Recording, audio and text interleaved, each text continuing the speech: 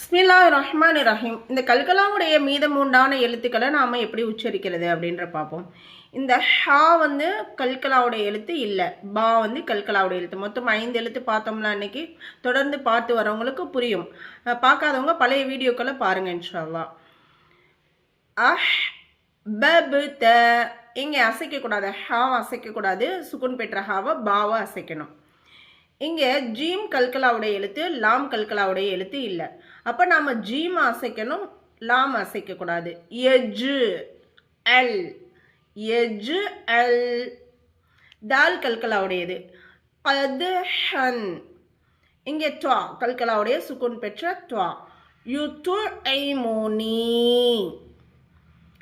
வக்ஃபு செய்யக்கூடிய இடம்ன்றதை நம்ம வந்து பார்த்தோம் இல்லையா அந்த பாடத்தில், கல்கலாவுடைய பாடத்தில். வக்ஃபு செய்யக்கூடிய நிலையிலையும் நாம் வந்து அசைச்சு நிறுத்தணும் அப்படின்றத நம்ம பார்த்துருக்கோம். வக்ஃபுனா இதுதான், நிறுத்தக்கூடிய இடத்தை தான் வக்ஃப் அப்படின்னு சொல்லப்படுது. முஜீப், புரூஜ், லகத், முஹீத். இங்கே காஃப் கல்கலாவுடைய. யக்து, ஹலக்,